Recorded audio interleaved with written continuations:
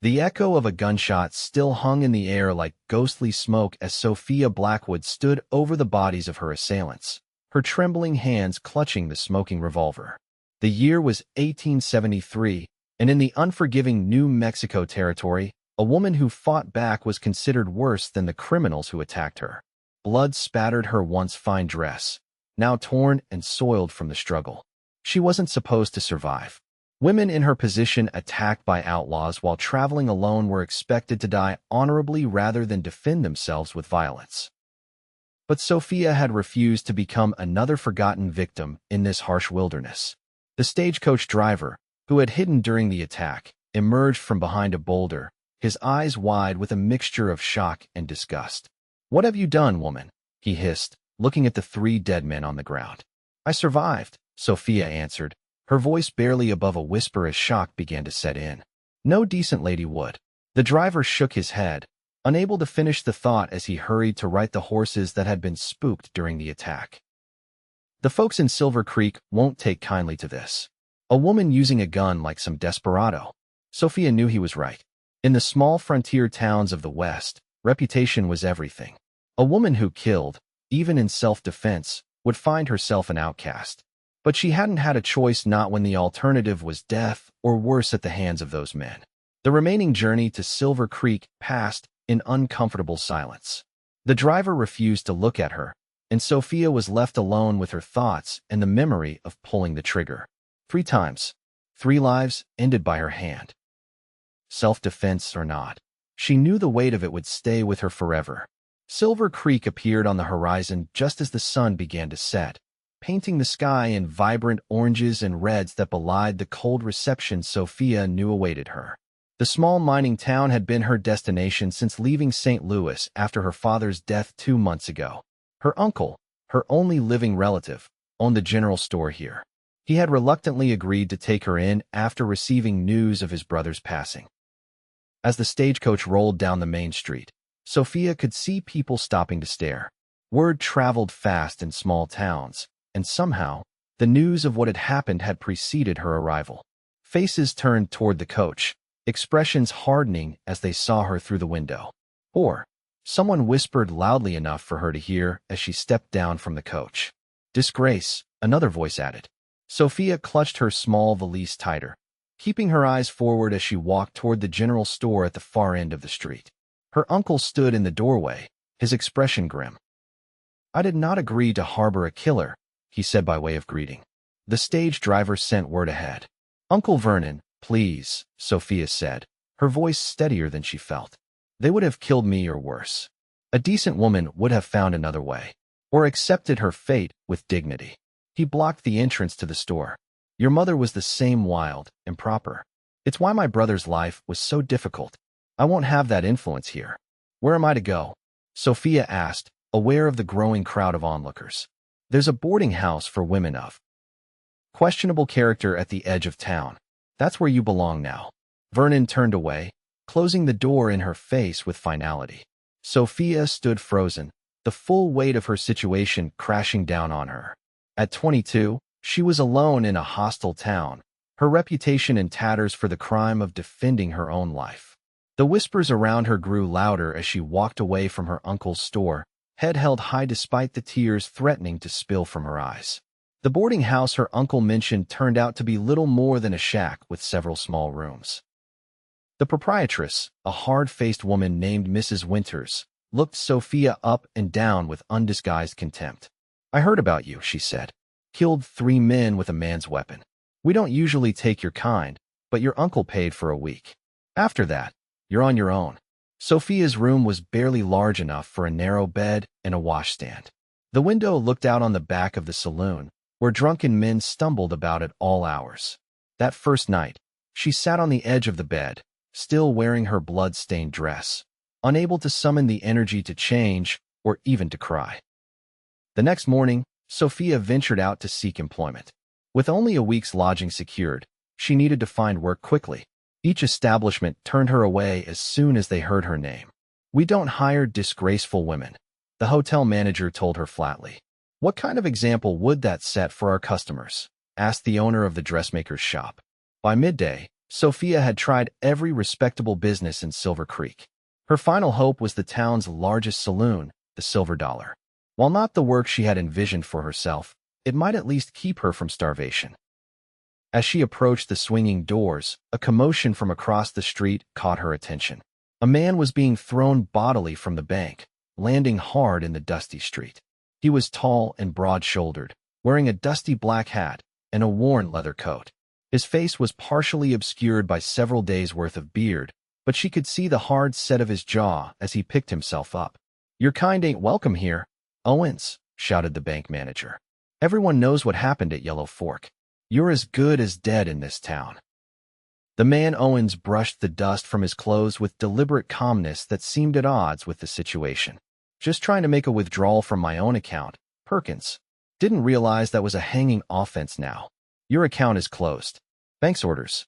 Now get out of town before someone decides to finish what should have happened at Yellow Fork." Sophia found herself staring, recognizing in this stranger another outcast, someone else being judged harshly by the town.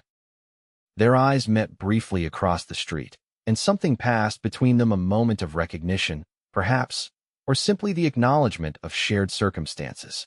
The moment was broken by a rough hand grabbing Sophia's arm. She turned to find herself face to face with one of the men who had been watching her progress through town all morning. "Looking for work at the saloon, are you?" he sneered, his breath heavy with whiskey despite the early hour. "Figures a woman who kills like a man would sell herself like one too." Sophia tried to pull away, but his grip tightened painfully. "Let go of me," she said firmly, though her heart was racing with fear. "Or what? You'll shoot me too." The man laughed, drawing the attention of several passers-by who stopped to watch. None made a move to help her. "The lady asked you to let go." The deep voice came from behind them. Owens had crossed the street and now stood just a few feet away, his posture relaxed but his eyes hard as steel. "Mind your own business, Owens. This ain't about you." The man didn't release Sophia. "I'm making it my business." Owens stepped closer. "Last chance to walk away with your dignity intact." For a moment, Sophia thought the man might challenge Owens, but something in the newcomer's eyes must have changed his mind. He released her arm with a disgusted snort. Two disgraces, perfect for each other, he spat before stalking away. Sophia rubbed her arm, where bruises were already forming. "Thank you," she said, studying the man who had come to her aid. Up close, she could see that his eyes were a startling blue against his sun-darkened skin. "Owen Harrington." He introduced himself with a slight tip of his hat. "And you're the woman everyone's talking about. The one who defended herself against those bandits on the Tucson road." "Sophia Blackwood," she replied. "Though most people here just call me Disgrace now." A hint of a smile touched Owen's lips. "Well, Miss Blackwood, seems we're in the same boat. This town's made up its mind about both of us." "What happened at Yellow Fork?" Sophia asked, curiosity overcoming her usual reserve. The smile vanished. "A story for another time, perhaps." He glanced at the saloon behind her. "Were you looking for work?" Sophia nodded. "No one else will hire me. I have to find something before my lodging runs out." Owen seemed to consider something for a moment. "I have a proposition for you, if you're interested. I own a small ranch about 5 miles outside of town.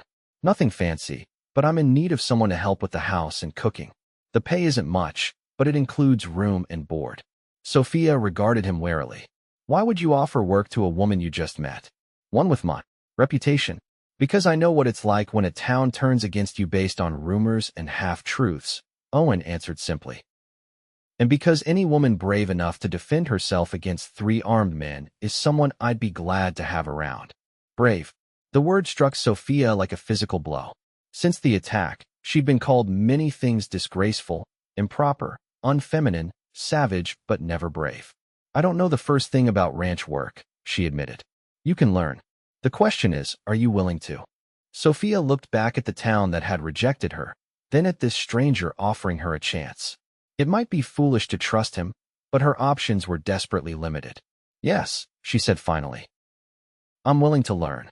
"Good. I'll come by the boarding house tomorrow morning with a wagon. Pack whatever you have." Owen tipped his hat again and turned to leave. "Mr. Harrington," Sophia called after him. "Thank you." He paused but didn't turn around. "Don't thank me yet, Miss Blackwood. Life on a ranch isn't easy, especially one run by another town outcast. As he walked away, Sophia felt something she hadn't experienced since before the attack, a small flicker of hope. The night at the boarding house was long and restless. Sophia packed her few belongings and tried to ignore the whispers from the other women when she passed through the common room. She wondered what she had agreed to by accepting Owen Harrington's offer. She knew nothing about him except that the town seemed to despise him as much as they did her. But whatever awaited her at his ranch, it had to be better than the hostility of Silver Creek. True to his word, Owen arrived the next morning with a wagon. He helped load her small trunk and valise, then offered her a hand up to the seat beside him. Sophia could feel the stares of townspeople as they drove down the main street, two pariahs leaving together. "They're already spinning tales about us," Owen commented, seemingly unbothered by the attention. "What sort of tales?" Sophia asked, though she could guess. "That I've hired myself a murdering woman to warm my bed, most likely." His tone was matter of fact, without judgment. Sophia felt her cheeks grow hot. "Is that what you expect of me, Mr. Harrington? Because if so, I should get down from this wagon now." Owen's laugh was unexpected, a genuine sound that transformed his stern features. "No, Miss Blackwood. I meant what I said about needing help with the house and cooking. Nothing more." The tension in Sophia's shoulders eased slightly. "Then let them talk. It seems they will regardless." They left the town behind, following a winding trail that led into rolling grasslands dotted with mesquite and scrub oak. The summer heat was intense, but the open country felt liberating after the suffocating atmosphere of Silver Creek. "May I ask you something, Mr. Harrington?" "Owen," he corrected. "And yes, you may. Why does the town hate you so much? What happened at Yellow Fork?" Owen was silent for so long that Sophia thought he might not answer. When he finally spoke, his voice was lower, more guarded. "I was a deputy in Yellow Fork, a small mining town about 40 miles from here. There was a robbery at the mine office. 3 men died, including the mine owner. I was supposed to stop it, but I arrived too late." He kept his eyes on the trail ahead. "Some folks believe I was in on it, that I deliberately delayed to give the robbers time to escape. The fact that I walked away unharmed while others died made people suspicious." "Were you involved?" Sophia asked directly. Owen turned to look at her then, his blue eyes intense. "No, but the mine owner was a powerful man with powerful friends. It was easier to blame the deputy than to admit that their security was inadequate. I was run out of town before any real investigation could happen." "So you came here?" "I had a small inheritance from my grandfather. Enough to buy a modest spread. I thought I could start fresh where no one knew me." A bitter smile crossed his face. "But rumors travel faster than stagecoaches in this territory." Sophia understood all too well. "And now they treat you as a traitor and a coward." "While they treat you as a woman who forgot her place," Owen added. "Seems to me the real sin in both our cases was surviving when others thought we shouldn't have." The truth of his words settled between them as the wagon continued on.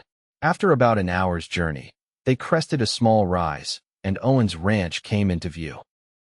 It was modest compared to some of the larger cattle operations in the territory, a small but sturdy-looking house, a barn, a corral with a few horses, and what appeared to be a bunkhouse. In the distance, Sophia could make out a small herd of cattle grazing. "It's not much," Owen said as they approached, "but it's peaceful. No one bothers me out here except when I have to go into town for supplies." "It looks lovely," Sophia said honestly. After the cramped boarding house and the hostile town, the open space and simple buildings seemed like paradise.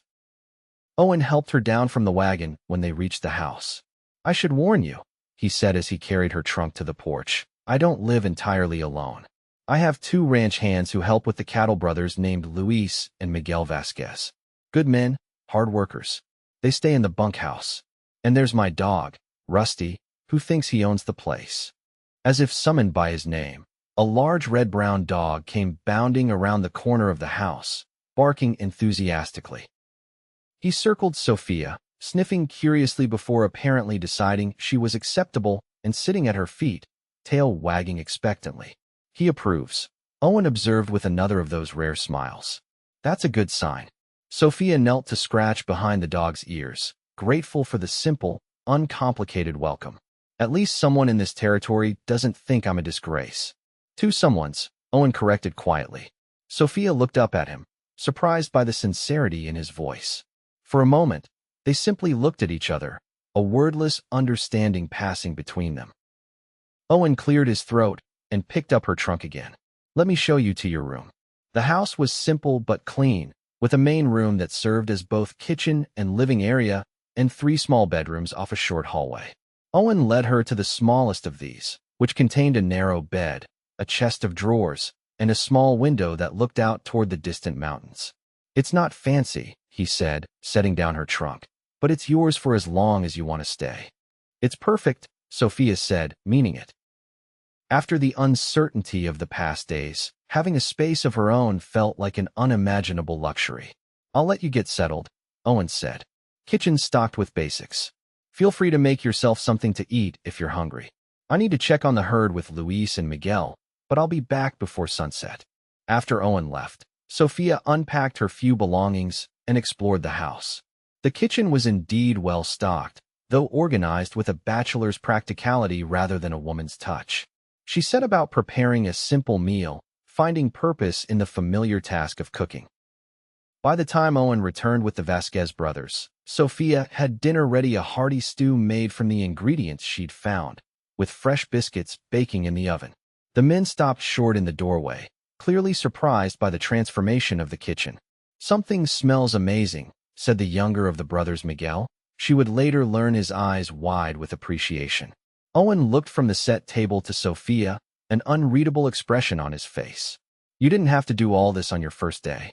"I wanted to," Sophia replied simply. "It helped me feel useful." The meal passed pleasantly, with the Vasquez brothers providing most of the conversation. They were respectful to Sophia, showing none of the judgment she'd faced in town. If they had heard the rumors about her, they gave no indication. Owen remained mostly quiet, though Sophia often caught him watching her with that same unreadable expression. After dinner, the brothers returned to the bunkhouse, leaving Owen and Sophia alone. She began to clear the table, but Owen stopped her with a gentle hand on her arm. "Thank you," he said quietly. "It's been a long time since this place felt like a home." "It was just a simple meal," Sophia demurred, oddly flustered by his gratitude. "It was more than that." Owen hesitated, then added, "I want you to know something, Miss Blackwood. What you did on that stagecoach, defending yourself when no one else would, that took courage. Real courage. Don't let anyone make you feel ashamed of surviving." Sophia felt tears spring to her eyes at his words. After days of condemnation, his understanding was almost too much to bear. "Most people don't see it that way." "Most people haven't had to fight for their lives," Owen replied. "I have, and I know that in that moment, you do whatever you must to survive. Man or woman doesn't matter when death is staring you in the face." "You're the first person who said that to me," Sophia admitted, wiping away a tear. Owen's expression softened. "Then everyone else is a fool. In my eyes, you're the bravest woman I know." The words hung in the air between them, simple but profound in their impact. For the first time since the attack, Sophia felt something other than shame and fear. In this moment, with this man who was himself an outcast, she felt understood, seen for who she truly was, not just for what she had done. The days that followed fell into a comfortable rhythm. Sophia took charge of the household, cooking meals and keeping the house in order. She learned to bake bread in the temperamental old stove, to make soap from rendered fat and lye, to mend clothes torn by the hard work of ranching. Owen taught her about the ranch itself, how to gather eggs from the ornery hens, milk the cranky old cow, and even how to ride one of the gentler horses. Each evening, the 4 of them would gather for dinner, sharing the day's events and occasional stories. Sophia learned that Luis and Miguel had come from Mexico 5 years earlier, working their way north through various ranches until finding a permanent place with Owen. They spoke of him with obvious respect, which only increased Sophia's curiosity about the man who had taken her in. Owen himself remained something of a mystery. He was unfailingly kind to Sophia, but also reserved, keeping a careful distance between them. Sometimes she would catch him watching her with an intensity that made her heart beat faster, but he would quickly look away when their eyes met. One evening, about 2 weeks after her arrival, Sophia was hanging laundry on the line behind the house when she heard the sound of approaching horses. Shading her eyes against the setting sun, She made out 3 riders coming up the trail from town. As they drew closer, she recognized one as her uncle, Vernon. Owen emerged from the barn, alerted by the same sound. He moved to stand beside Sophia, his posture tense. "Stay behind me," he said quietly as the riders approached. Vernon and his companions, the bank manager Perkins, and another man Sophia didn't recognize, reined in their horses a few yards from where Owen stood. "Blackwood," Owen acknowledged coolly. "What brings you out to my property?" "I've come for my niece," Vernon announced, not bothering to dismount. "This has gone on long enough. It's indecent, her living out here with you." Sophia stepped forward, ignoring Owen's attempt to keep her behind him. "I'm not going anywhere with you, Uncle. You made it quite clear I wasn't welcome in your home. That was before I realized the alternative was you living in sin with a disgraced lawman," Vernon replied. "Whatever your failings, you're still my brother's daughter. I can't allow this to continue." "There's nothing improper happening here," Owen stated firmly. "Miss Blackwood is employed as my housekeeper. She has her own room and is treated with nothing but respect." Perkins snorted derisively. "That's not what folks in town are saying. Word is you've taken up with the murdering woman, Owens. Fitting, given your own history." Sophia felt anger rising within her. "I am not a murderer. I defended myself against men who would have killed me. A proper woman would have died rather than use violence," Vernon insisted. "Just as a proper deputy would have died defending the mine rather than surviving while others perished." Owen's jaw tightened, but his voice remained controlled. "You've said your piece, Blackwood. Now I suggest you and your friends leave my property." "Not without my niece," Vernon insisted. "I'm 22 years old," Sophia said firmly. "I decide where I live and who I work for. I'm staying here." The third rider, who had remained silent until now, spoke up. "We don't have to ask, Blackwood. We can take her." He reached for the rifle in his saddle holster. In a flash, Owen's revolver was in his hand, aimed steadily at the man. "Touch that rifle, and it'll be the last thing you do," he said, his voice deadly calm. The Vasquez brothers appeared from around the side of the house, each holding a shotgun. They took up positions flanking Owen and Sophia. Vernon looked from Owen to the brothers, clearly reassessing the situation. "This isn't over, Owens. The town won't stand for this arrangement. The town is welcome to mind its own business," Owen replied evenly. "Now ride out before this gets ugly." With a final glare, Vernon wheeled his horse around, followed by his companions. As they rode away, Sophia heard the third man say, "We should have brought more men." "Next time," Vernon replied, just loudly enough to be heard. When they were out of sight, Owen holstered his revolver and turned to Sophia. "Are you all right?" She nodded, though she was shaking slightly. "Do you think they'll come back?" "Eventually," Owen admitted. "Your uncle seems like a man who holds grudges." "He is," Sophia confirmed. "My father always said Vernon never forgave or forgot anything in his life." Owen looked thoughtful. "We should be prepared, just in case. I don't want you going into town alone anymore. If you need supplies, one of us will accompany you." "I don't want to be a burden," Sophia protested. "You're not," Owen said firmly. "You've made this place more of a home in 2 weeks than I managed in a year. If they want to take you away, they'll have to go through me first." His words warmed her despite the lingering fear from the confrontation. "Thank you, Owen." He looked at her for a long moment, something unspoken in his eyes, before nodding once and turning back toward the barn. That night, Sophia lay awake, replaying the day's events. Her uncle's visit had shaken her more than she wanted to admit. Not because she feared being forced to return, she trusted Owen and the Vasquez brothers to prevent that, but because it had made her confront her feelings about her situation. She had come to care deeply for this place, for the simple life she was building here. And more than that, she had come to care for Owen himself, his quiet strength, his unfailing kindness, the way he looked at her as if she were something precious rather than disgraceful. All of it had worked its way into her heart. But did he feel the same? He was so careful with her, always maintaining a respectful distance.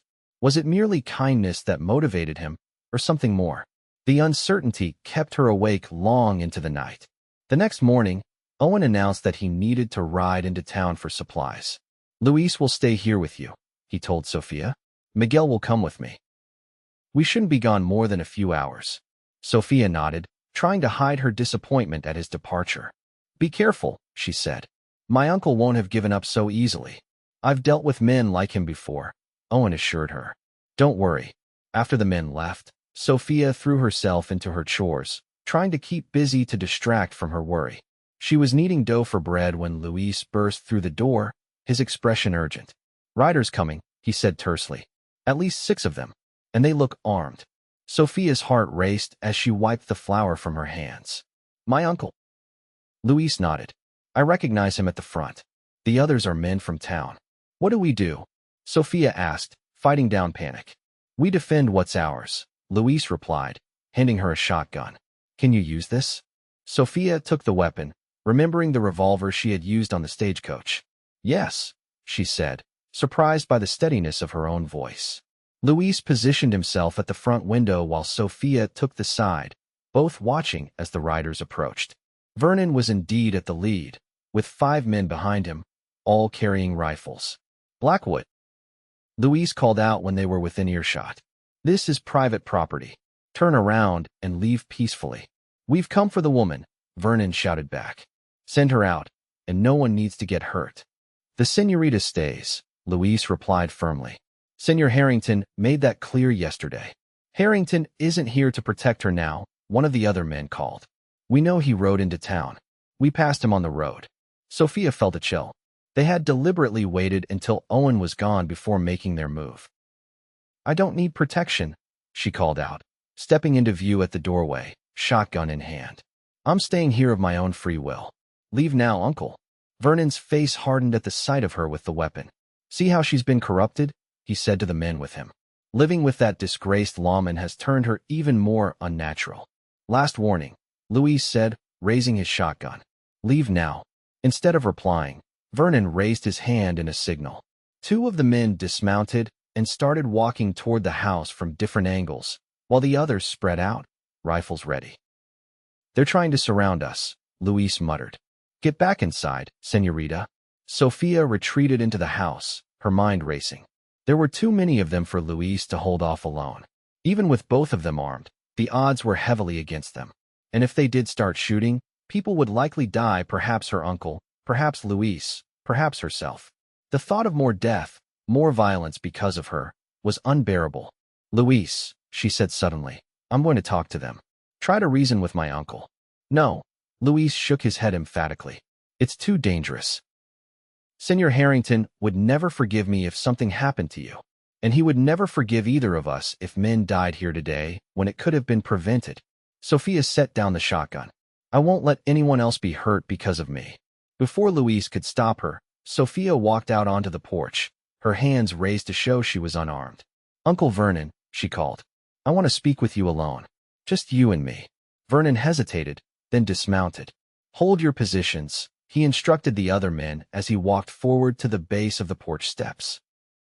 What is this about, Sophia? He asked, his voice hard. Have you finally come to your senses? I want to understand why this matters so much to you, Sophia said. You made it clear I wasn't welcome in your home. Why do you care where I live now? Vernon's expression tightened. Because you're bringing shame to our family name. The whole town is talking about you living out here with Harrington. The town already thought the worst of me, Sophia pointed out. What difference does it make now? It reflects on me, Vernon admitted, his voice lower. My business is suffering. People are starting to avoid the store. They say I should control my own family better. Understanding dawned on Sophia. It wasn't concern for her welfare, or even for propriety that motivated her uncle, it was self-interest. So this is about your reputation, not mine, she said. It's about both, Vernon insisted. A woman needs the protection of her family, not to be living with a man of questionable character. Owen Harrington has shown me nothing but respect and kindness, Sophia replied firmly, which is more than I can say for my own blood. He offered me shelter when you turned me away. He called me brave when you called me disgraceful. He's using you, Vernon said dismissively. Men like him always have motives. The only motive I've seen is decency, Sophia countered. Something that seems in short supply elsewhere. Vernon's face flushed with anger. I won't be lectured by a woman who has forgotten her place. You're coming with me today, willing or not. He signaled to his men, who began to close in around the house. Luis appeared in the doorway behind Sophia, shotgun raised. Stop right there. a new voice commanded. All heads turned to see Owen and Miguel riding hard toward the house, dust billowing behind them. They pulled up between Vernon's men and the porch, effectively cutting off the approach to Sophia. Owen's revolver was drawn, his expression thunderous. "I told you yesterday, Blackwood. She stays if she wants to stay." "This doesn't concern you, Harrington," Vernon spat. "She's my family." "Family doesn't abandon one of their own for defending herself," Owen replied coldly. "Family doesn't bring armed men to intimidate a woman. As far as I can see, she has no family here." "Owen," Sophia said quietly, stepping down from the porch to stand beside his horse. "I don't want anyone to get hurt because of me." Owen looked down at her, his expression softening slightly. "No one's getting hurt today," he said, then raised his voice to address the group. "Anyone who wants to leave peacefully can do so now. Anyone who stays will answer to me." There was a tense moment as Vernon's men looked to him for direction. Then, one by one, they lowered their rifles and began to back away toward their horses. "You're making a mistake," one of them muttered to Vernon. "This isn't worth dying over." Vernon looked at his dwindling support, then back at Owen, whose revolver remained steadily pointed in his direction. Finally, he too backed away. "This isn't over," he said to Sophia. "You've made your choice, and you'll live with the consequences."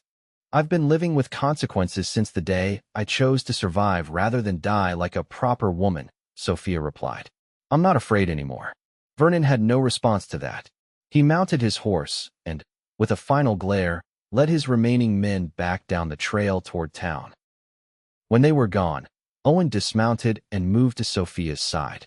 "Are you all right?" he asked, his eyes searching her face with concern. "I am now," she said, the relief making her knees weak. "How did you know to come back?" "We ran into a friend in town who overheard them planning to come out here while I was gone," Owen explained. "We rode back as fast as we could." "Thank you," Sophia said softly. "All of you," she added, looking to include Luis and Miguel. "I don't know what would have happened if you hadn't been here." "You would have handled it," Owen said with unexpected certainty. "I saw you standing up to your uncle when we rode up. You weren't backing down." "I was terrified," Sophia admitted. "Being brave doesn't mean not being afraid," Owen told her. "It means doing what's right despite the fear. And you, Sophia Blackwood, are the bravest person I know." The way he looked at her then, with admiration and something deeper, more personal, made Sophia's heart race. For a moment, she thought he might say more, might finally bridge the careful distance he had maintained between them. But instead, he turned to Luis and Miguel. "We should set up a watch rotation for the next few days, just in case," he said. "I don't think they'll be back soon, but better safe than sorry." The moment had passed, leaving Sophia with a lingering sense of what might have been. That evening, after dinner, Sophia found herself alone with Owen on the porch. The Vasquez brothers had retired to the bunkhouse, and a peaceful quiet had settled over the ranch. The night was clear, with thousands of stars visible in the vast New Mexico sky. "It's beautiful out here," Sophia said, breaking the comfortable silence. "So different from St. Louis. Do you miss it?" Owen asked. "The city, I mean." Sophia considered the question. "I miss certain things. The libraries, the theaters. But not enough to want to go back. Not yet, anyway." Owen nodded, his gaze fixed on the distant horizon. "You could, you know. Go back someday. Start fresh somewhere new where no one knows what happened.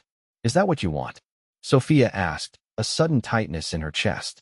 "For me to leave?" "No," Owen said quickly, turning to look at her. "That's not what I meant. I don't want you to feel trapped here because you have nowhere else to go."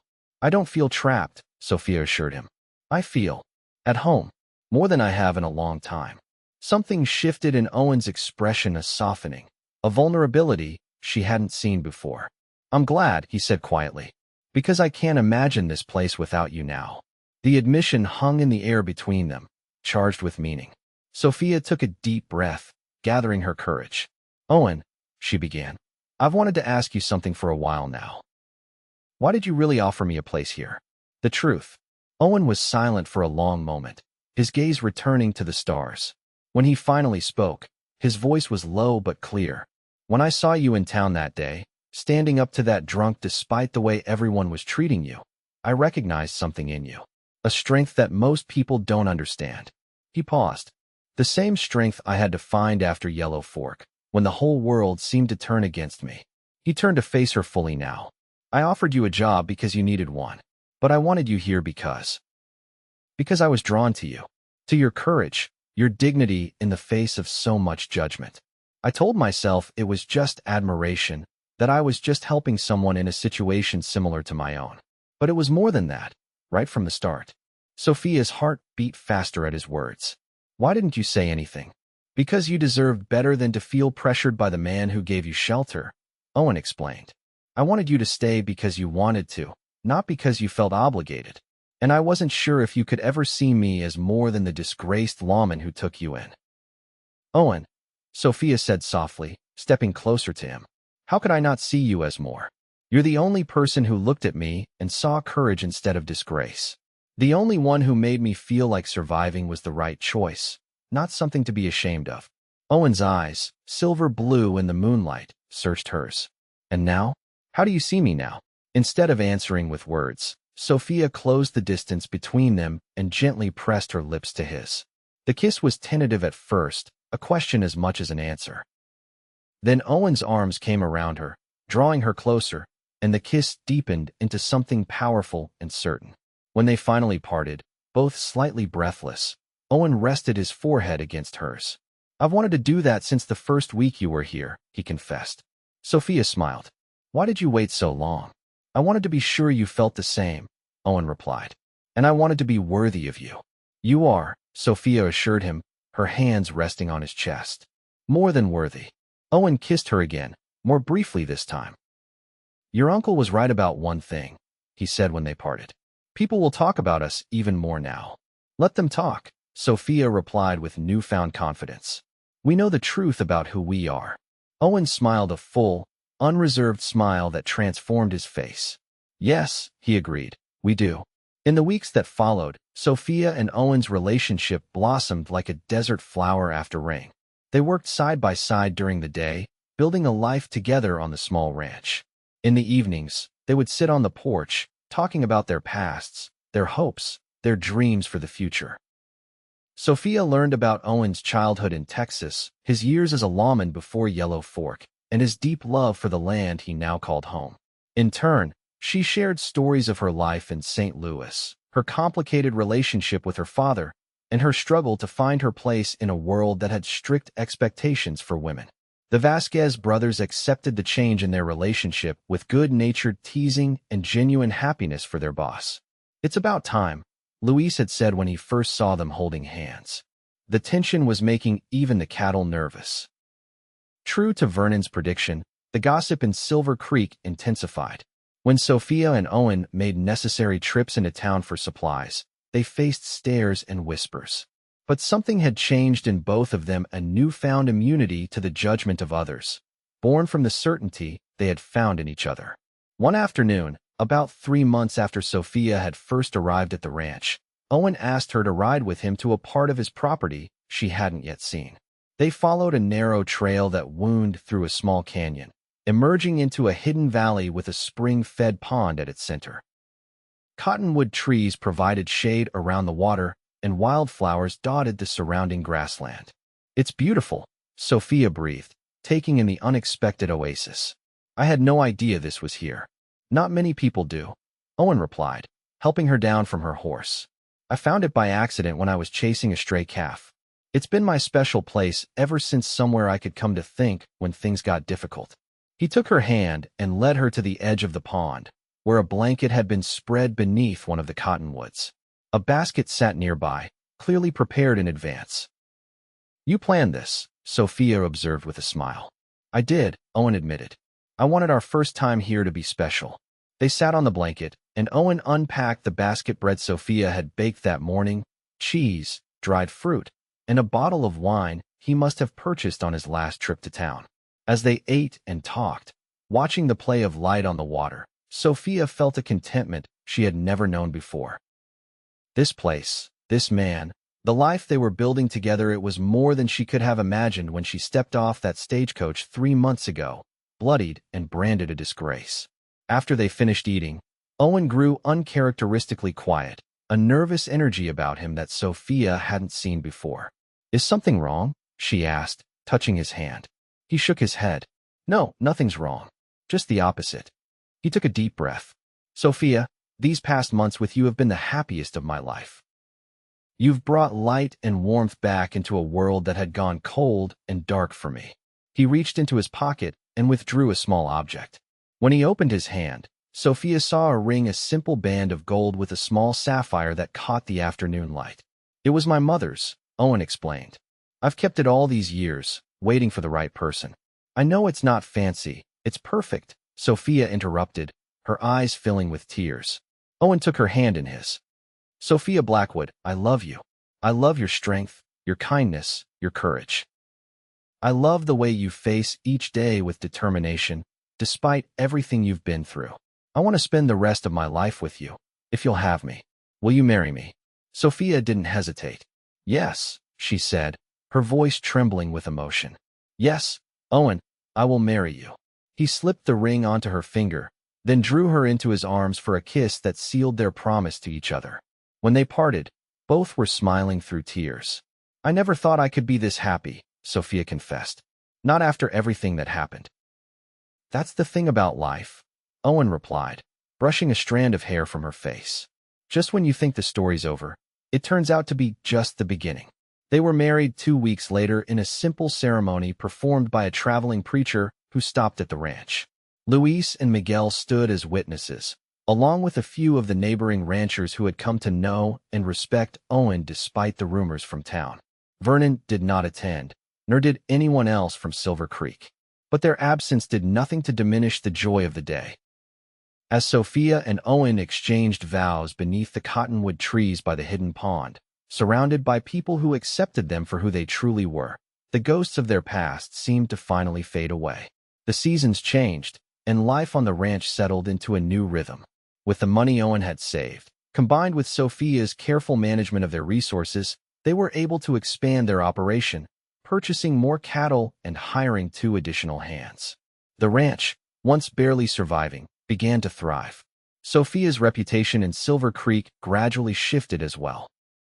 It began with the women at the general store, who couldn't help but notice how the once disgraced woman now carried herself with quiet confidence when she came to town. Then there was the time Sophia helped deliver the blacksmith's wife's baby when the doctor was away, displaying a calm competence that earned reluctant respect. By the time the first anniversary of her arrival passed, the whispers had largely died away, replaced by a grudging acceptance. Even Vernon eventually thawed, though it took the birth of Sophia and Owen's first child to bring about the reconciliation.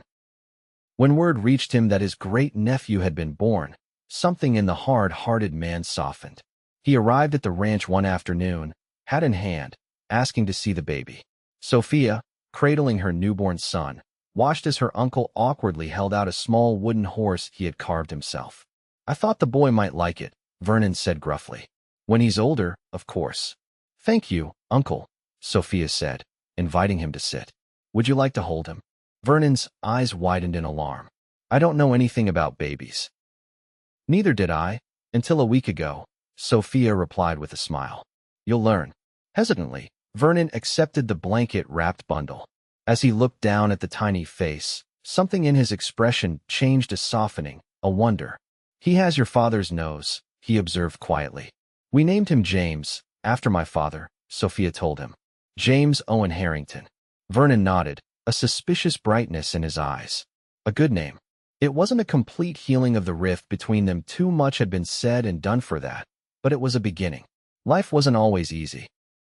There were dry seasons that threatened the herd, occasional disputes with neighboring ranchers over water rights, and the ever-present challenges of building a life on the frontier. But through it all, Sophia and Owen faced each difficulty together, drawing strength from the love they had found in each other. 5 years after they met, on the anniversary of the day Owen had proposed, they returned to the hidden pond for a picnic. Their son James, now 4, splashed happily in the shallows under the watchful eye of Luis, while their 1-year-old daughter Sarah napped on a blanket in the shade. Remember the first time you brought me here? Sophia asked, leaning against Owen's shoulder as they watched their son play. I was so nervous I could barely speak, Owen admitted with a laugh. I was sure you were going to say no. As if I could have, Sophia replied, turning to look at him. The years had added a few more lines to his face, a touch more gray to his beard, but his eyes were still the same vibrant blue that had first caught her attention in Silver Creek. You were the only person who saw me as brave when everyone else saw disgrace. Owen took her hand, running his thumb over the wedding band that now accompanied her engagement ring. I only saw what was already there, he said. You saved yourself on that stagecoach long before I came along. Maybe, Sophia conceded. But you helped me believe it was the right thing to do. You helped me find my strength again when I thought I'd lost it. We found it together, Owen corrected gently. Two disgraces who turned out to be exactly what the other needed. Sophia smiled at that. Not disgraces anymore, though. Even Silver Creek has come around. It was true. Over the years, as their ranch prospered and their family grew, the town that had once shunned them had gradually changed its tune. The truth about Yellow Fork had eventually come to light when one of the real culprits was caught for another crime and confessed to the earlier robbery, clearing Owen's name. And Sophia's actions on the stagecoach, once seen as unfeminine and disgraceful, were now sometimes told as a story of frontier courage. The town doesn't matter, Owen said, pulling her close. It never did. All that matters is this: you, me, our children, the life we've built together. Sophia leaned into his embrace, watching as James let out a delighted squeal when Louise helped him catch a small frog. Sarah stirred on her blanket, her tiny face scrunching briefly before settling back into peaceful sleep. The afternoon sun filtered through the cottonwood leaves, dappling the ground with patterns of light and shadow. You know, she said thoughtfully, if I hadn't defended myself that day on the stagecoach, if I hadn't been called a disgrace and turned away by my uncle, I never would have met you. Strange how the worst day of my life led to the best years of it. Owen pressed a kiss to her temple. Life has a way of surprising us like that. One moment you're fighting just to survive, and the next you're exactly where you're meant to be. Sophia finished for him, turning in his arms to meet his lips with hers. As they kissed beneath the cottonwood trees, with their children nearby and the ranch they'd built together waiting just beyond the canyon, Sophia knew with absolute certainty that every choice, every struggle, every moment that had led her here had been worth it. From disgrace to dignity, from survival to love, her journey had brought her home. And in the end, that was all that mattered.